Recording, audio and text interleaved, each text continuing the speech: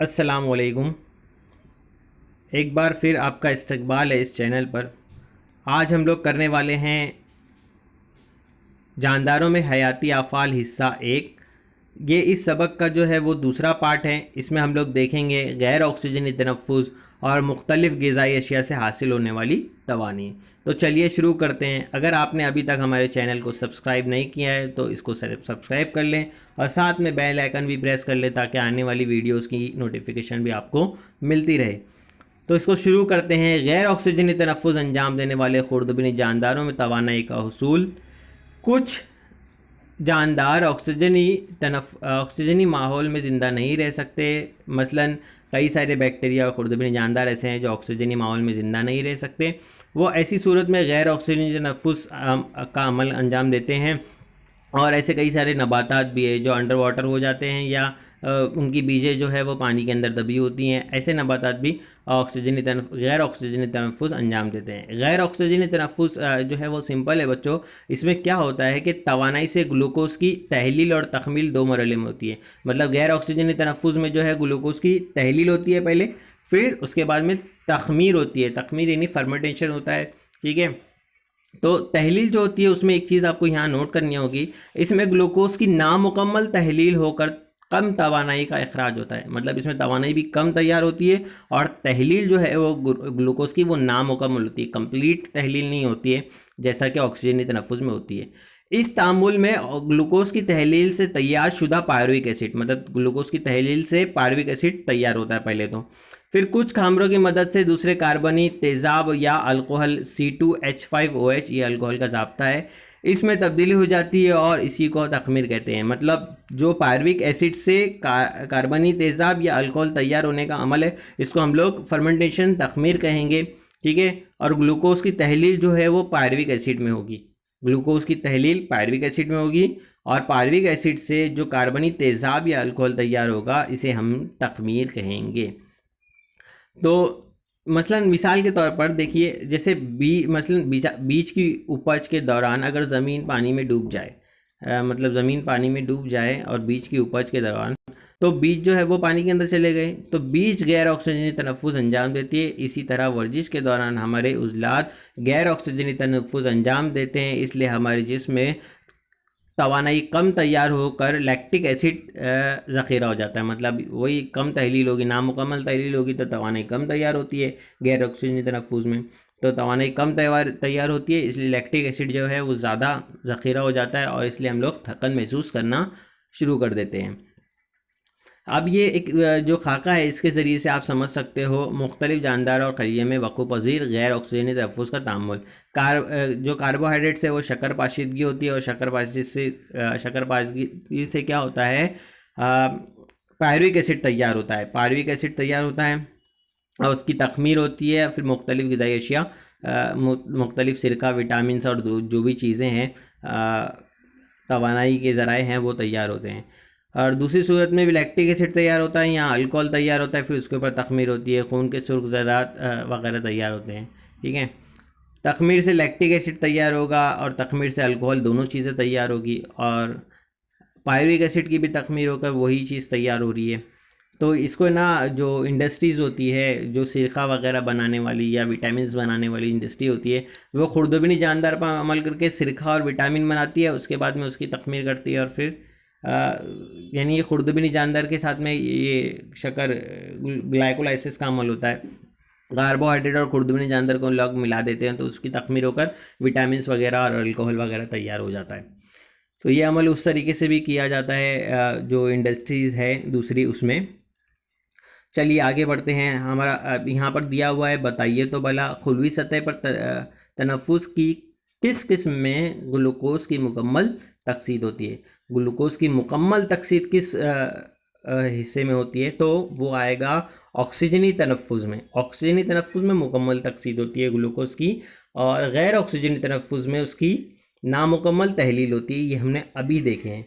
Glucose की मुकम्मल तकसीद के लिए कौन सी खुलवी हैवानसी की ज़रूरत होती है, तो मुकम्मल तकसीद के लिए हमें किसकी ज़रूरत होती है, तवानिये की, माइक्रोकॉन्ड्रिया की। उसके अंदर जाकर वो पूरा उसका ऑक्सीडेशन होता है, मुकम्मल तकसीद होती है। मुख्तलिफ ग़िज़ाई अशिया से हासिल होने वाली तवानाई, ये हमारा दूसरा टॉपिक है। ज़रूरत से ज़्यादा खाए गए कार्बोहाइड्रेट हमारे जिगर और उज़लात में ग्लाइकोजिन की शक्ल में ज़ख़ीरा हो जाते हैं। ये याद रखना, ग्लाइकोजिन की शक्ल में जो है वो कार्बोहाइड्रेट, जो एक्स्ट्रा कार्बोहाइड्रेट है वो ज़ख़ीरा हो जाते हैं। प्रोटीन किन अशिया से हासिल होते हैं, ये किन अज्जा से बने होते हैं। जो कार्बोहाइड्रेट्स हम देखे हैं कि जो दालें और अनाज और फ्रूट्स वगैरह में कार्बोहाइड्रेट होता है। अब हम लोग देखेंगे प्रोटीन हमें किन अशिया से हासिल होता है। तो इसमें हमको पता है कि प्रोटीन जो है वो दूध, अंडा, मछली, गोश्त वगैरह से हासिल होता है। अमीनो एसिड के कई सालमात एक दूसरे से मिलकर जो अकबर सालमा बनाते हैं, इसे प्रोटीन कहते हैं। ये प्रोटीन की तारीफ़ है, ये आपको आती है, पेपर में भी आती है। प्रोटीन के कई सारे सालमात एक दूसरे से मिलकर जो अकबर सालमा बनाते हैं उसे, अमीनो एसिड के कई सारे सालमात जो एक दूसरे से मिलकर जो अकबर सालमा बनाते हैं उसे प्रोटीन कहते हैं। ठीक है। और जो गोश्त वगैरह से जो प्रोटीन हमको मिलता है, अंडा गोश्त वगैरह से, उसको फर्स्ट क्लास प्रोटीन कहते हैं। ठीक है। 1 ग्राम प्रोटीन से भी 4 किलो कैलोरी पर ग्राम तवानाई हासिल होती है। प्रोटीन हजम होने के बाद अमीनो एसिड तैयार होता है। मतलब प्रोटीन जब हम प्रोटीन लेते हैं तो वह हजम होने के बाद क्या तैयार होता है, अमीनो एसिड तैयार होता है। और इसमें भी वही होता है कि 4000 कैलोरी पर ग्राम, हमको 1 ग्राम प्रोटीन से कितनी तवानाई मिलती है, 4000 कैलोरी पर ग्राम तवानाई हासिल होती है। इसके बाद में अमीनो एसिड जिसमें जज्ब होते हैं और खून के ज़रिए हर उज़ू और खलिए तक पहुंचाए जाते हैं। मुख्तलिफ आज़ा और खलियात इस अमीनो एसिड से खुद के लिए या जिस्म के लिए ज़रूरी प्रोटीन तैयार करते हैं। मतलब खुद बढ़ने के लिए या जिस्म के लिए जो ज़रूरी चीज़ें होती हैं, वो ज़रूरत होती है, उस हिसाब से प्रोटीन जो है वो मुख्तलिफ आज़ा तैयार करते हैं। इसकी मिसाल दर्ज झेल शक्ल से ले सकते हैं। जैसे देखो, हड्डियों के लिए आइसिन नामी जो है वो अमीनो एसिड की ज़रूरत होती है। फिर खलियात की झिल्ली के लिए, मुख्तलिफ खामरे के लिए, लबलबे के लिए, गदे नखामिया के लिए, गदे नखाइया के लिए, उज़लात के लिए, खून के लिए, हेमोग्लोबिन वगैरह के लिए भी जो है वो अमीनो एसिड की मुख्तलिफ़ किस्में दी हुई हैं। इनकी ज़रूरत होती है जिससे ये सारी चीज़ें बनती हैं। ठीक है। इसे हमेशा जहन में रखिए, ज़रूरत से ज़्यादा खाए गए प्रोटीन से हासिल शुदा अमीनो एसिड जिस्म में ज़ख़ीरा नहीं होता। मतलब ऐसा नहीं कि हम लोग बहुत ज़्यादा प्रोटीन्स लेना शुरू कर दें तो कि बोले अब जिस्म बढ़ेगा, जिस्म की बढ़ोतरी होगी, ऐसा नहीं होगा। ज़्यादा एक्सेस प्रोटीन होगा तो वो क्या होगा, जिस्म में ज़ख़ीरा नहीं होगा, वो बाहर खारिज होगा। इनका तज्जिया करके तैयार शुदा अमोनिया जिस्म के बाहर खारिज हो जाता है। अमोनिया यानी पेशाब वगैरह के ज़रिए से ये बाहर खारिज हो जाएगा। हस्ब ज़रूरत प्रोटीन दूसरे मुफीद अज्जा में जैसे ग्लाइकोनियोजेनेस तामुल के ज़रिए ग्लूकोज में तब्दील हो जाता है और बाकी जो है वो ग्लूकोज में तब्दील हो जाएगा। नबातात अपनी ज़रूरत के लिए नए अमीनो एसिड मादनियात से ही तैयार करते हैं और इससे मुख्तलिफ प्रोटीन तैयार करते हैं। नबाताती खलिए में मौजूद क्लोरोफॉर्म यानी सब्ज़ माए में मौजूद रोबिस्को नामी खामरा कुदरत में सबसे ज़्यादा पाए जाने वाला प्रोटीन है। यानी रोबिस्को जो है वो सबसे ज़्यादा कुदरत में पाए जाने वाला प्रोटीन है जो नबातात से हासिल किया जाता है। ठीक है। ये प्रोटीन के बारे में आपको इंट्रोडक्शन था छोटा सा। उसके बाद में दिया हुआ है, ज़रा याद कीजिए रोगनी मादे कहाँ से हासिल करते हैं। रोगनी मादों के बारे में हम लोग अभी समझेंगे। रोगनी मादे हम लोग जो है वो फ़िश से और दूसरे नट्स से और चर्बी वगैरह, आपको पता ही है रोगनी मादे मतलब क्या होता है, तेल, चर्बी वगैरह। ठीक है, उसे हम लोग हासिल करते हैं। रोगनी मादे रोगनी तरशे और अल्कोहल के सालमात को मखसूस कीमियाई बंदिश से जोड़कर तैयार की गई शय को रोगनी शय कहते हैं। मतलब जिसमें अल्कोहल और सालमी बंदिश से जुड़ा हो उसको हम लोग ये रोगनी शय कहेंगे। ये उसकी तारीफ़ है। हमारी खाई गई रोगनी अशिया हज़म होती है यानी वो रोगनी तरशे और अल्कोहल में तब्दील हो जाती है। रोगनी तरशे और अल्कोहल में तो तब्दील हो जाती है। चर्बी वगैरह जो भी चीज़ हम लोग खाएंगे या मछली के अंदर का तेल और जो भी चीज़ें हैं या नट्स हैं, उसको वो सब चीज़ों को हम लोग खाएंगे तो वो हजम होने के बाद में रोगनी तरशे और अल्कोहल में तब्दील हो जाती है। रोगनी तरशे जज्ब कर लिए जाते हैं और जिस्म के हर हिस्से में पहुँचाए जाते हैं। मुख्तलिफ़ किस्म के खलियात इनसे ज़रूरत के मुताबिक मादे तैयार करते हैं। मिसाल, खलिए की दीवार तैयार करने के लिए फास्फोलिपिड नाम के सालमे की ज़रूरत होती है। ये लिपिड रोगनी तरसों से तैयार होता है। इसके अलावा ये कुछ है ना, ये हार्मोन्स है, जिनसी हार्मोन्स है, जैसे प्रोजेस्टेरोन है, एस्ट्रोजन है, टेस्टोस्टेरोन है। जैसे महरकाब अज़बी खलिए के महवर के एतराफ़ गिलाफ तैयार करने के लिए रोगनी तरशे का इस्तेमाल होता है। हमने देखे हैं कि बहुत सारे हमारे जिस्म के हिस्सों से महरकाब खारिज होते हैं। वो महरकाब और ये एस्ट्रोजन, प्रोजेस्टेरोन और टेस्टोस्टेरोन, ये सारे जो महरकाब है वो तैयार करने के भी रोगनी तरशे की ज़रूरत होती है। यानी रोगनी तरशे भी हमारे जिस्म के लिए बड़ी अहमियत रखते हैं। चर्बी आमेज़ मादे यानी रोगनी मादे से हमको 9 किलोग्राम तवानाई हासिल होती है। मतलब 9 किलो कैलोरी पर ग्राम तवानाई हासिल होती है, यानी 900 कैलोरी पर ग्राम।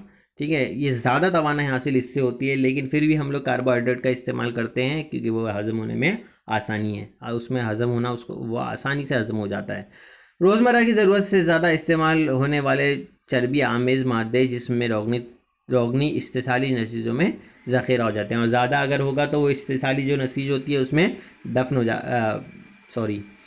ज़ख़ीरा हो जाते हैं। इस्तेसाली नसीज का मतलब आपको पता है, खलिए के ग्रुप को हम लोग नसीज कहते हैं। अब ये ज़रा सोचिए, पहला है अक्सर आपके मुंह में छाले हो जाते हैं, इस वक्त तीखी ग़िज़ा आप नहीं खा सकते। अब जब हमारे मुंह में छाले हो जाते हैं तो हम लोग ऐसे वक्त में तीखी ग़िज़ा नहीं खा सकते। तो छाले किस वजह से होते हैं, तो इसका एक ख़ास कोई रीज़न नहीं है, लेकिन हम लोग कह सकते हैं कि विटामिन B12 और जिंक और आयरन की कमी की वजह से भी जो है वो छाले होते हैं। कुछ लोगों को बचपन या नौजवानी में रात में कम रोशनी में देखने में तकलीफ़ होती है, इसको हम लोग रात का अंधापन भी कहते हैं, और ये विटामिन A की कमी से होता है। ठीक है, ये हमने इससे पिछली जमातों में पढ़ चुके हैं। विटामिन यानी तनु से भरपूर कीमियाई अज्जा का ऐसा ग्रोह जिसके हर जुज़ की ज़रूरत जिस्म के मुख्तलिफ़ आफ़ाल को आसान तरीके से अंजाम देने के लिए पड़ती है। हयातीन छः मखसूस किस्म के होते हैं। 6 किस्म के हयातीन है, इसको याद रखिए आप, ABCD तक बराबर, और K याद रख लो बस। ठीक है, ABCD और फिर लास्ट में K याद रख लो।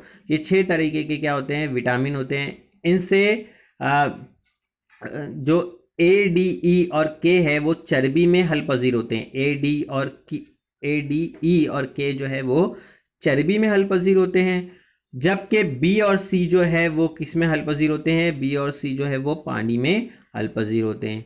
आप आगाह हो चुके हैं कि ग्लूकोज के तज्जिए और तज्जिए और करीब चक्कर के तामुल में FADH2 और NADH2 तैयार होते हैं। इनकी तैयारी में बिलतरतीब राइबोफ्लिविन यानी विटामिन B और निकोटिनामाइड यानी विटामिन B3 का इस्तेमाल होता है। मतलब FADH2 में विटामिन B और NADH2 में विटामिन B3, ये जो विटामिन है इनकी तैयारी में भी इस्तेमाल होते हैं। ठीक है, चलिए आगे बढ़ते हैं।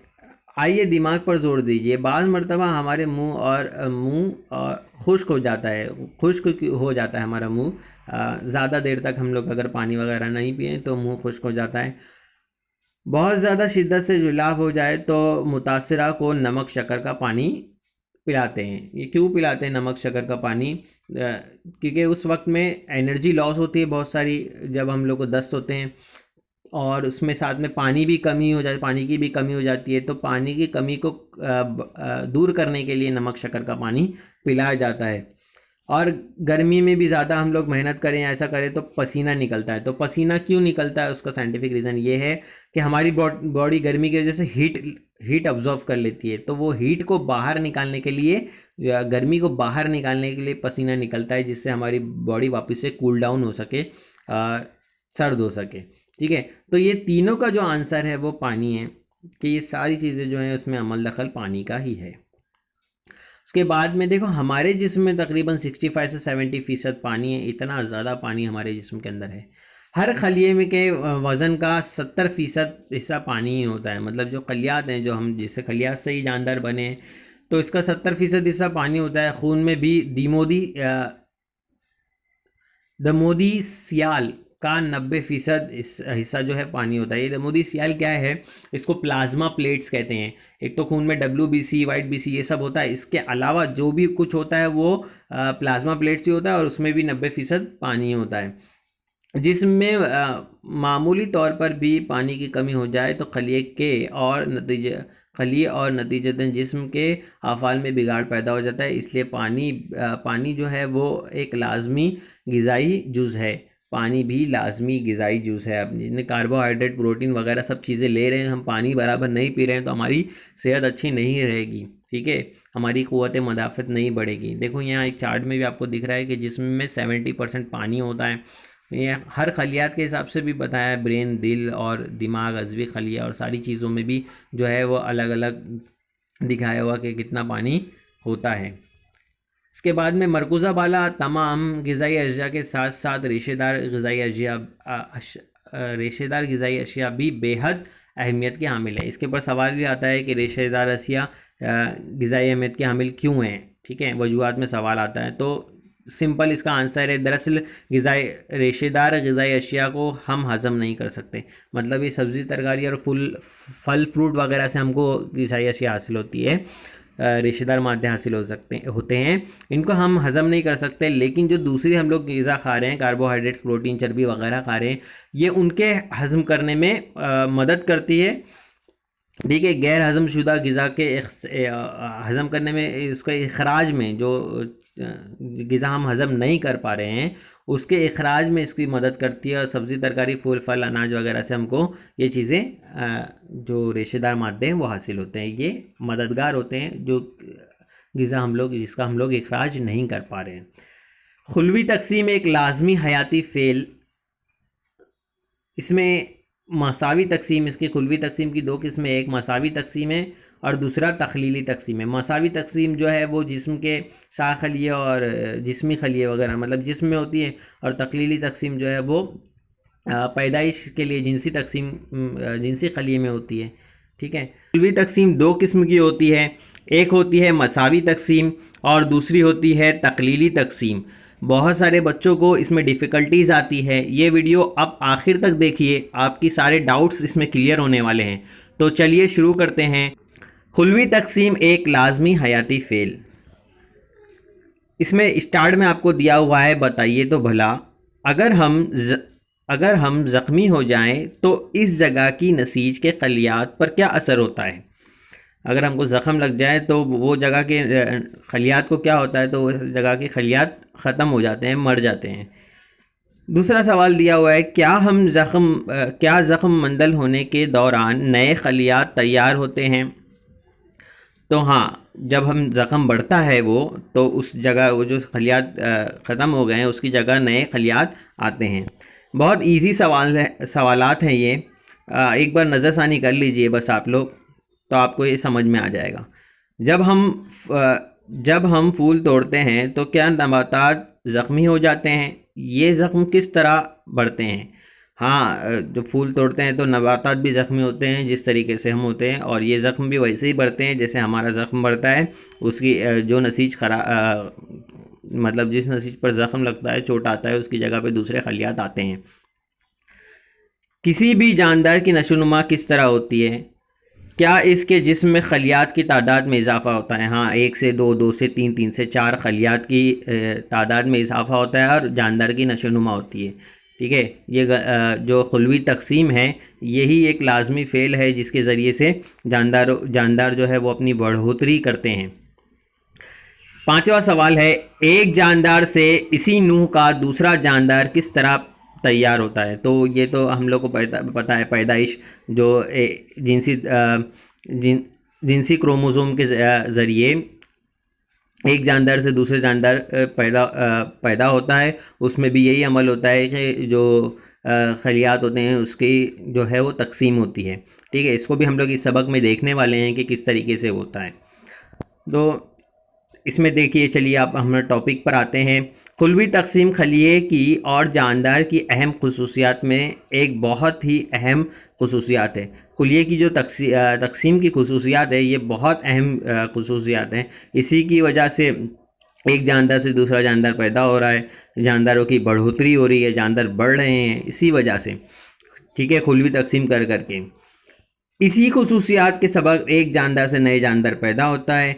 कसीर खुलवी जानदारों के जिस्म में नशो नुमा हो सकती है, जिस्म में होने वाली चीज बढ़ सकती है।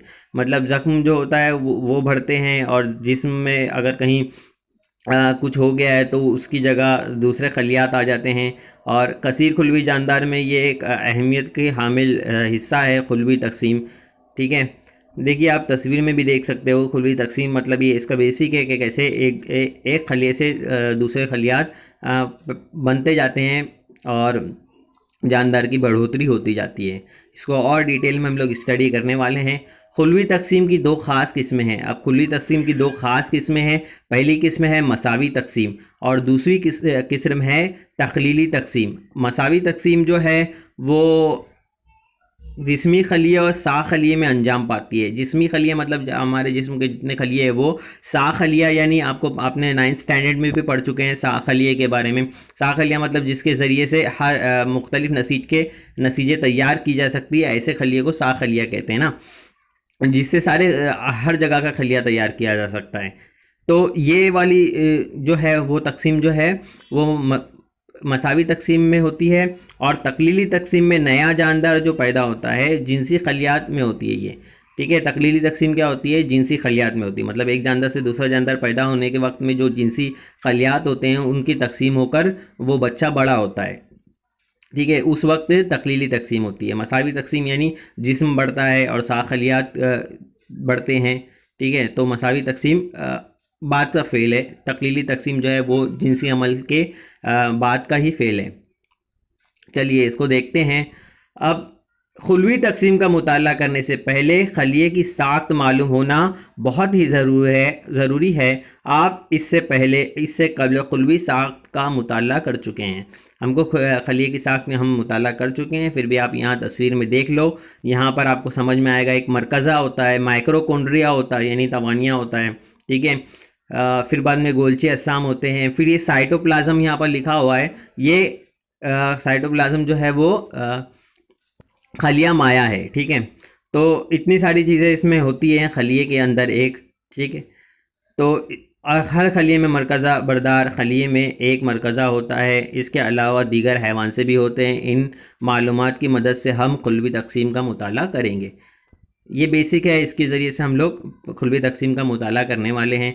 किसी भी किस्म के खुलवी तकसीम से पहले खलिया अपने मरकज़े में मौजूद क्रोमोसोम की तादाद को दुगना करता है। मतलब आपको पहले पता होना चाहिए ये वाली चीज़ कि जो सेल होता है, खलिया होता है, खलिए के मरकज़े में ये XX टाइप जो आपको दिख रहा है ना, ये क्रोमोसोम होता है, ठीक है।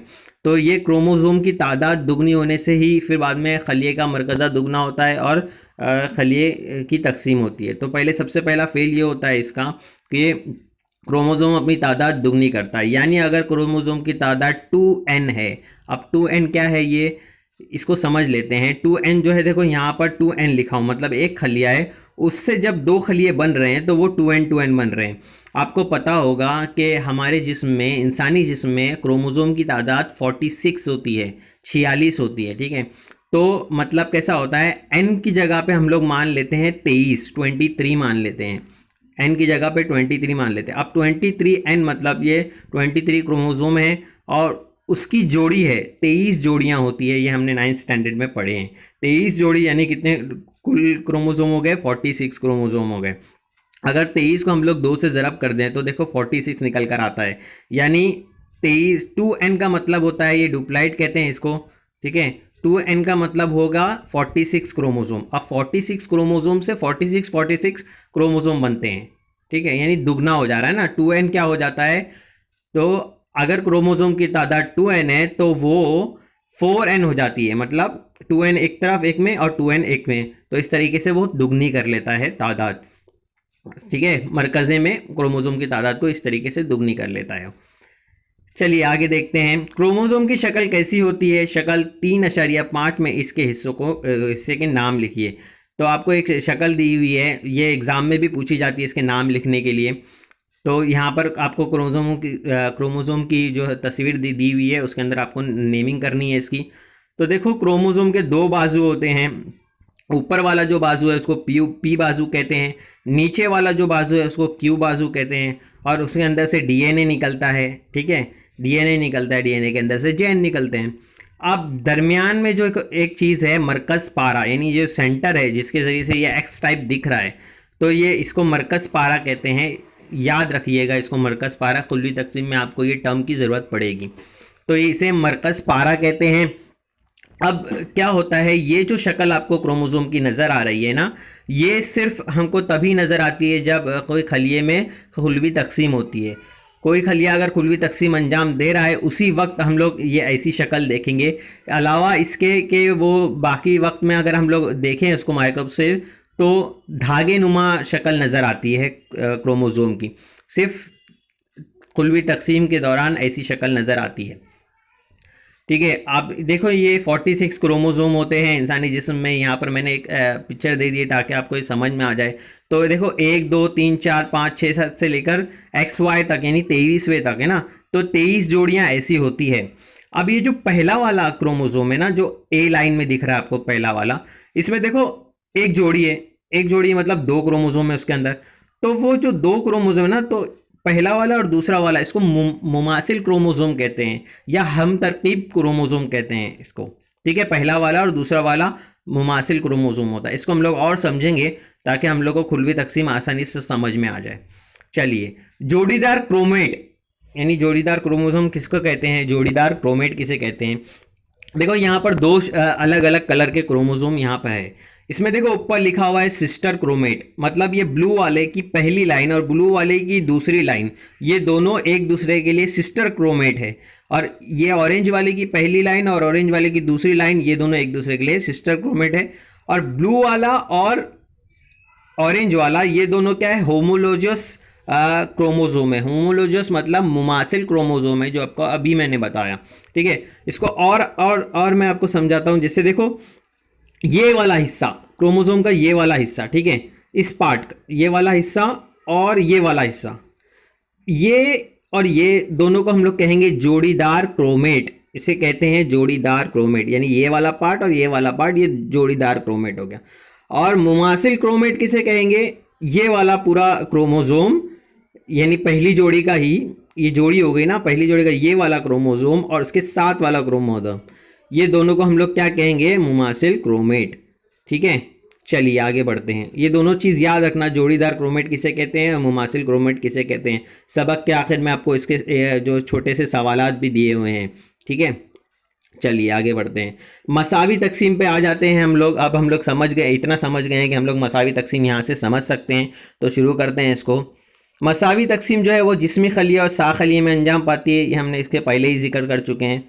ठीक है, तो इसमें जो है पहला है मसावी तकसीम 2 मरहलों में मुकम्मल होती है। पहला मरहला है इसका जो है वो होता है मरकज़े की तकसीम, और यही मेन है, यही आपको पढ़ना है कि मसावी तकसीम में मरकज़े की तकसीम किस तरीके से होती है।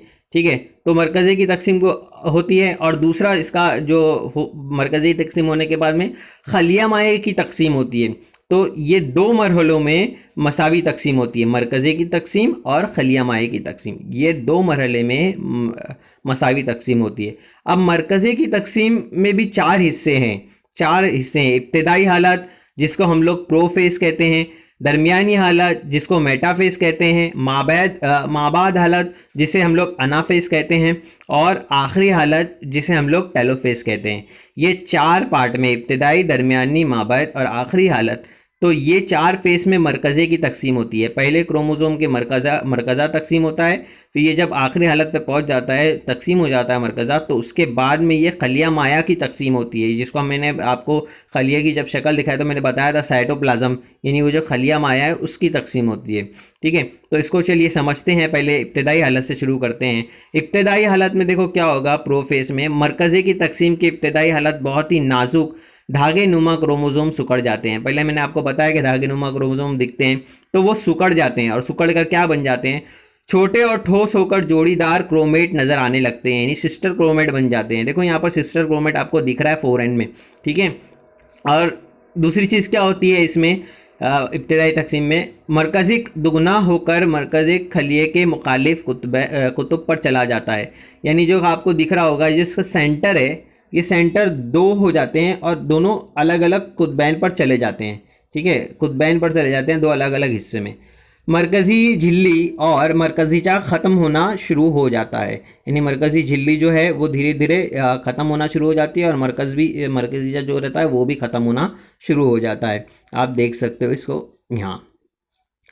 दरमियानी हालत यानी मेटाफेस, दरमियानी हालत में मरकज़ी झिल्ली मुकम्मल तौर पर ख़त्म हो जाती है। अब यहाँ पर देखो आप, जो दरमियानी हालत में क्या हो रहा है कि झिल्ली, जो मरकज़ी झिल्ली थी, जो अंदर डार्क कलर दिख रहा था आपको, वो पूरा ख़त्म हो गया है। ठीक है, तमाम क्रोमोसोम अपनी जोड़ी क्रोमेट के साथ वाज़ह तौर पर नज़र आने लगते हैं। अब देखो वाज़ह तौर पर ये क्रोमेट जो है वो नज़र आने लग रहे हैं और कुतबैन पे आपको दो मरकज़िक भी दिख रहा है, तस्वीर में भी देख सकते हो आप।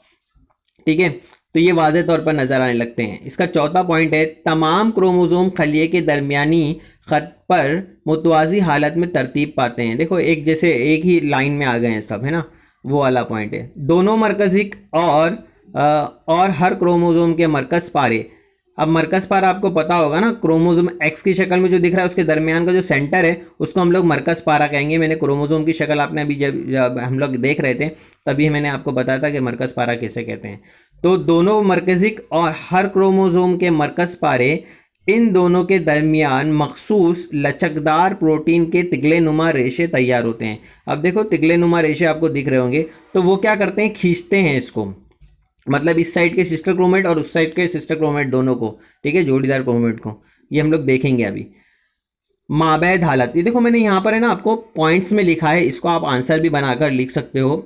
ठीक है, माबैद हालत में तिगले नुमा रेशे की मदद से मरकज़ पारे की तकसीम होती है। अब देखो माबैद हालत में क्या होता है कि जो तिगले नुमा रेशे है ना वो खींचते हैं इसको दोनों तरफ से, तो यहाँ से क्या होता है, ये मरकज़ पारा टूटता है। मरकज़ पारा टूटने की वजह से एक जो मुमासिल जोड़ीदार क्रोमेट है उसकी तकसीम होकर हर हिस्सा मुखालिफ में पहुंच जाता है। यानी ये दोनों केले के जैसे नज़र आने वाली शक्ल दिख रही होगी आपको, तो ये खींचने की वजह से वो तिगले नुमा रेशे जो इसके ऊपर लगे थे वो दोनों को खींचते हैं और खींचने की वजह से जो क्रोमोसोम का मरकज़ पारा होता है वो अलग हो जाता है और दोनों जो जोड़ीदार क्रोमेट होते हैं वो मुखालिफ सिमत में पहुंच जाते हैं। इसके बाद में अलग होने वाले क्रोमेट को दुख्तर क्रोमेट कहते हैं। यानी अलग होने वाला जो क्रोमेट होता है उसे दुख्तर क्रोमेट कहते हैं।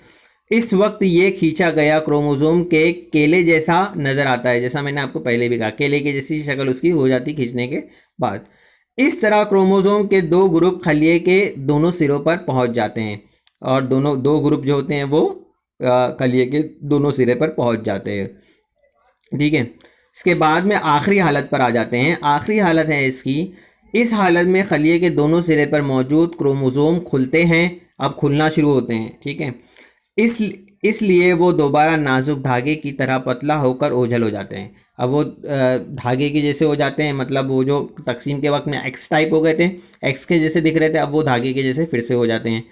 दोनों सिरों पर पहुंचने वाले क्रोमोसोम के मजमूए के गिर्द मरकज़ी झिल्ली तैयार होना शुरू होती है। अब दोनों जो वहाँ पर पहुंच गए हैं क्रोमोसोम, उनके गिर्द वापस से अब क्या होगा, मरकज़ी झिल्ली जो डार्क कलर था वापस से तैयार होना शुरू हो जाता है। इस तरह अब एक खलिए में दो दुख्तर मरकज़ी तैयार हो जाते हैं। एक खलिए के अंदर दो दुख्तर मरकज़ी तैयार हो जाते हैं। दो मरकज़ हो गए ना, 2n 4n हो गया, दो मरकज़ी तैयार हो गया, उसमें क्रोमोसोम भी तैयार हो गया और झिल्ली भी बनना शुरू हो गई। दुख्तर मरकज़े में मरकज़ीचा भी नज़र आने लगता है, अब उसमें अब सेंटर भी नज़र आने लगता है। तिगले नुमा रिशे जो थे जिन्होंने खींच के लेके गए थे वो गायब हो जाते हैं। इस तरह मरकज़वी तकसीम मुकम्मल हो जाती है। यानी ये सेंटर की जो तकसीम है, मरकज़वी तकसीम जो है ये मुकम्मल हो जाती है। ठीक है, ये वाला फेज़ हो गया। अब हम लोग देखते हैं खलिया माया की तकसीम। अब खलिया माया की जो तकसीम है वो आपको तस्वीर में नज़र आ रही होगी, वो दोनों खिंच कर जाते हैं और दो जो सेंटर से थे वो दो खलियात अलग हो जाते हैं। साइटोकाइनेसिस के ज़रिए खलिया माया तकसीम होकर दो नए खलियात तैयार होते हैं। दो खिंचाव के ज़रिए से ये दो नया खलियात तैयार होते हैं। इस अमल में खलिए के दरमियान इस्तिवाई हिस्से में एक इनकसाबात तैयार होता है जो आहिस्ता आहिस्ता अंदरूनी जानिब बढ़ता है और दो नए खलियात तैयार होते हैं। अब ये तो इसमें होता है नबाताती खलिए में इनकसबात ना होकर खलिया माया के साथ दरमियान में एक खलिया तख्ती यानी सेल प्लेट तैयार होती है। दरमियान में एक सेल प्लेट तैयार हो जाती है और दो खलियात हो जाते हैं नबातात में। और हमारे जानदार में मतलब हैवानात में ये इस तरीके से वो खींच कर जाते हैं और अलग हो जाते हैं और खलिया माया की तकसीम मुकम्मल होती है। सिंपल है खलिया माया की तकसीम। ठीक है, तो हमने ये यहाँ पर देख लिए, ये मसावी तकसीम हमने देख लिए कि कैसे होती है। अब मसावी तकसीम की आखिर ज़रूरत क्यों है? मसावी तकसीम जिस्म की नशोनुमा के लिए ज़रूरी है, यानी हम लोग को बढ़ने के लिए हमारे जिस्म की नशोनुमा, जैसे बच्चा पैदा हो गया, पैदा होने के बाद वो जो बढ़ता है तो वो उसके खलियात खलियात बढ़ेंगे तभी तो बच्चा बढ़ेगा। तो खलियात नशोनुमा के लिए मसावी तकसीम की ज़रूरत है। जिसमें पैदाशुदा झीज भरने के लिए, यानी कोई झीज हो गई है तो तोड़ फोड़ हो गई, इसको ज़ख़म मंदल करने के लिए यानी ज़ख़म भरने के लिए, खून के तमाम किस्म के खलियात तैयार करने के लिए भी इसकी ज़रूरत पड़ती है। ठीक है, और दीगर असबाब के लिए खलिया मसावी तकसीम बहुत ज़रूरी है। तो ये 3-4 पॉइंट में आप इसका भी आंसर लिख सकते हो कि मसावी तकसीम की क्या ज़रूरत है। हाँ, चलिए अब आगे बढ़ते हैं और दूसरा देखते हैं। तकलीली तकसीम पर आ जाते हैं आप। जो खुलवी तकसीम का दूसरी किस्म है तकलीली तकसीम। ये जिनसी मरहले में अंजाम पाती है, पहले तो ये बात है।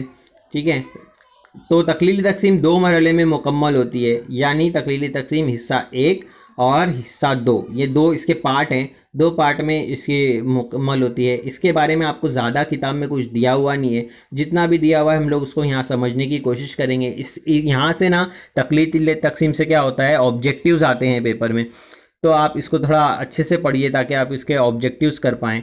हिस्सा 1 में मुमासिल क्रोमोसोम में जैनियाती मिलाप होता है। मतलब देखो, अगर आप यहाँ शक्ल देखो तो इसमें 1 2 3 4 5 6 तक है जो है वो सिंगल ही आपको दायरे दिख रहे होंगे। ठीक है, उसके बाद में ये डबल हो जाता है माबैद हालत में, और आखिरी हालत में आखिर में 2 बन जाते हैं। तो मतलब एक खलिए से 2 खलिए तैयार हो रहे हैं हिस्सा 1 में। ठीक है, तो इनके दरमियान जैनियाती मिलाप होता है। ठीक है, जेनेटिक कॉम्बिनेशन होता है। फिर मुमासिल क्रोमोसोम, अब यहाँ पर मुमासिल क्रोमोसोम का रोल है। ठीक है, वो वाले मसावी तकसीम में सिस्टर क्रोमेट यानी जोड़ीदार क्रोमेट का रोल था, यहाँ पर मुमासिल क्रोमोसोम काम करते हैं। मुमासिल क्रोमोसोम आपको पता ही है, एक ही जोड़ी के जो 2 क्रोमोसोम होंगे, 2 अलग अलग कलर के, वो वाले क्रोमोसोम। फिर यहाँ मुमासिल क्रोमोसोम 2 ग्रुप में तकसीम होकर 2 यकसा खलिए तैयार करते हैं। देखो यहाँ आपको दिख रहा होगा कि ब्लू धागा है एक और एक ऑरेंज धागा है, दोनों क्या कर रहे हैं, पहले मिलते हैं। मिलने के बाद में देखो शक्ल 3 में ये मिल गए हैं ना, फिर उसके बाद में 4 में वो वैसी होता है, तिगलेनू में रेशे से खींच के जा रहे हैं। खींच के जाने के बाद 2 अलग होते हैं, माबाद हालत में दोनों कुतबैन पर पहुंच जाते हैं और 2 हिस्सा मरकज़ी 4 वो बन जाता है। और इस तरीके से 2 अलग अलग जो है वो खलियात तैयार होते हैं, और दोनों खलियात में देखो मुमासिल क्रोमोसोम आपको नज़र आ रहे होंगे, ऑरेंज और ब्लू दोनों मिलकर बनते हैं। ये हिस्सा 1 की जो है तकसीम मुकम्मल होती है। ठीक है, अब देखो तकलीली तकसीम का जो हिस्सा 2 है वो मसावी तकसीम जैसा ही है, बिल्कुल उसके जैसा ही है। वहाँ तकलीली तकसीम के हिस्सा 1 में क्या हुआ, 1 खलिए से 2 खलिए बन गए। अब यहाँ पर 2 खलिए से 4 खलिए बन जाएंगे। तो देखो यहाँ पर देखते हैं इसको कैसे होता है। ये तकलीली तकसीम हिस्सा 2, इसमें तकलीली तकसीम हिस्सा 1 में तैयार शुदा दोनों यक गुना मुमासिल खलियात तकसीम होकर 4 यक गुना मुमासिल खलियात तैयार होते हैं। देखो पहला इसका फेज देखें ना, यहाँ पर आप डायग्राम में देखो, तस्वीर में देखो तो 2n होता है ना, 2n होता है। तो देखो मियोसिस 1 दिया है, यानी पहला हिस्सा, तकलील तकसीम का पहला हिस्सा। पहले हिस्से में 2 से यक गुना n और यक गुना n तैयार हो रहा है, मतलब 1 गुना 1n और 1n तैयार हो रहा है। यक गुना यहाँ पर लिखा है, यक गुना मतलब 1n। ठीक है, यक गुना मुमासिल खलियात तकसीम होकर 4 यक गुना हो जाते हैं। तो देखो यहाँ पर यक गुना है। ठीक है, एन सिंगल। और देखो ये नीचे जब हम लोग दूसरे हिस्से पे आएंगे, मियोसिस सेकंड, ठीक है, तो सेकंड में आएंगे तो 1n से 2 1n बन रहे हैं, और यहाँ पर भी इस तरफ भी 1n से 2 1n बन रहे हैं। ठीक है, यानी 4 हो जा रहे हैं यहाँ पर। तो 4 यक गुना मुमासिल खलियात तैयार होते हैं। देखो आपको नीचे दिख रहा है ये 4 यक गुना। ठीक है, 2 गुना नहीं बोल रहे हम लोग, यक गुना बोल रहे हैं। 1n यानी 23 इस तरीके से तैयार हो रहे हैं। ये आपको देखो यहाँ समझ में आएगा कि 46 क्रोमोसोम से पहले हिस्से में जब मियोसिस फर्स्ट होता है, यानी तकलील तकसीम हिस्सा 1 होता है, तो 23 यानी डुप्लाइड वाला जो ये हिस्सा होता है, इसमें क्या होता है, पहले हिस्से में 23 होते हैं ना यहाँ पर पहले हिस्से में, यानी 1n 23 मतलब 1n, और ये येलो वाला 23 भी यानी 1n। ठीक है, अब इससे वजह से बाद में क्या होता है, हिस्सा 2 में एक n से 2n निकलते हैं, मतलब एक 23 वाला n और एक और 23 वाला n, यानी 1n 1n 1n 1n, ऐसा इस तरीके से 4 निकलते हैं। ठीक है, तकलीली तकसीम के ज़रिए ज़वाजे और बैज़े तैयार होते हैं, यानी वो ज़वाजे और बैज़े जो है ज़ायकोट के अंदर आपको पता ही है वो तैयार होते हैं जिनसी तामुल के जिनसी वक्त में। ठीक है, तकलीली तकसीम से वो ज़वाजा बैज़ा बन जाता है। इस खुलवी तकसीम के तरीके में एक दुगुना यानी टू एन डिप्लॉयड मतलब ये जो हमें यानी यहाँ लिखा हूँ 46 जो रहेगा ना 2n बोलेंगे इसको 2n, और इसको कहते हैं इंग्लिश में डुप्लाइड यानी यक गुना। ठीक है, एक गुना बोलेंगे इसको, एक गुना खलिए से 4 यक गुना। अब ये 4 यक गुना यानी 1n हाप्लाइड कहते हैं इसको, यानी 1n ऐसा खलिए तैयार होते हैं।